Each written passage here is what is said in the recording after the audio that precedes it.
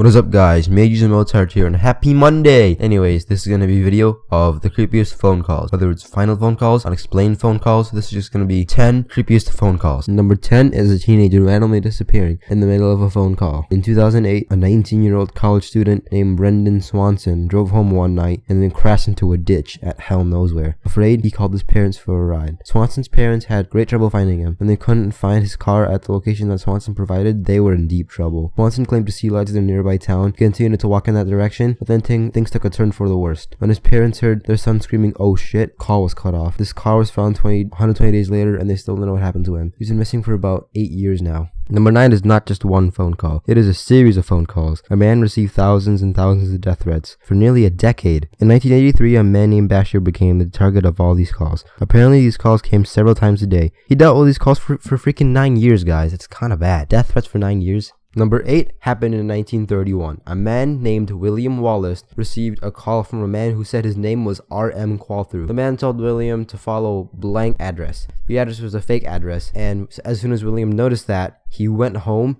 But as soon as he got home, he saw that his wife had been murdered. Number 7 may be a case of the Zodiac Killer. In 1970, an anonymous caller called the hospital where a woman named Donna Lass works, and the anonymous caller had told the hospital that Donna had to miss work for family reasons. Little after that, Donna had never been heard from or seen again. This case is believed to be a case of the Zodiac Killer. It's believed to be the fact that the Zodiac Killer had already killed the woman and is calling in sick for the woman who was dead. Obviously, if they're a killer, but who knows. Number 6 is just monkey business. A woman and her friend were attacked by a chimpanzee. The owner of that chimpanzee actually called 911 for obvious reasons, and though they all survived, you can hear the angry chimpanzee in the background of the call. Number 5 is actually very recent. May 23, 2015, in fact. A woman named Laura McComb, her husband, children, and another family were actually vacationing in Wimberley, Texas. A storm hit the area that caused the Blanco River to flood. Or however you pronounce the river. Anyways, the water surrounded McComb plus the family, and McComb called 911, and 911 said they would send help, but never said what time. Less than 18 minutes later, the cabin started floating into the river. McComb called her sister, and her final words to his sister were, "We are floating in a house that is floating down the river. Call mom and dad. I love you, and pray." After that, McComb's husband was the only person that survived this whole entire incident. I don't know what to say about number 4, but here goes nothing. In August 13, 1991, a woman named Lisa Flormo came to visit a friend in Wilsonville, Oregon. A 16-year-old named Todd Davila actually came to the door of Lisa's friend's house that she was visiting and was looking for a teenage girl. Lisa told Davila that the girl wasn't home and continued to,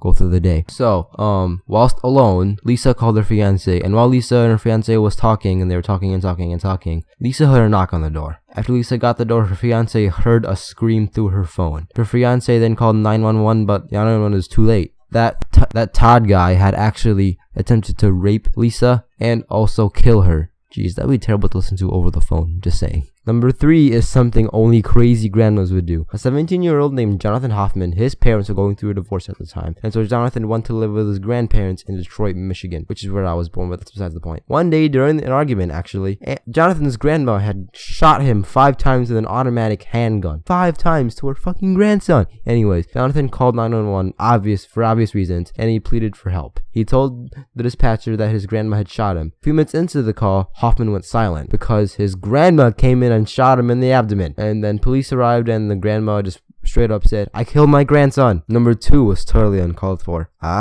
Get it? Anyways, near midnight on April 4, 1991, Angelina Marie Hammond called her boyfriend Rob Schaefer from a payphone at the parking lot of a grocery store that she was at. Angela informed her boyfriend that instead of going to his house, she would be taking a bath. Anyways, Angela noticed that there was a pickup truck circling the parking lot that she was in. And then she noticed that the pickup truck driver actually parked next to the phone booth she was in, got out, and pretended to look for something. And then, a little after that, during the call, Rob heard Angela screaming during the call, and so the call died. And then Rob actually went driving, and while he was driving past a green Ford F-150 pickup truck, and from that pickup truck he heard Angela scream, so he turned around and his car died. Number 1 is scary because it predicted the future. At 10 a.m. in Oxnard, California, a switchboard operator got a call from some random woman saying that President John F. Kennedy will die in 10 minutes. Although 10 minutes later nothing happened, this woman is continuing to babble and babble on. And then at 10:25, the call disconnected. 5 minutes later, John F. Kennedy died. Now, with all that information in your head, I hope I didn't scare you guys too much, but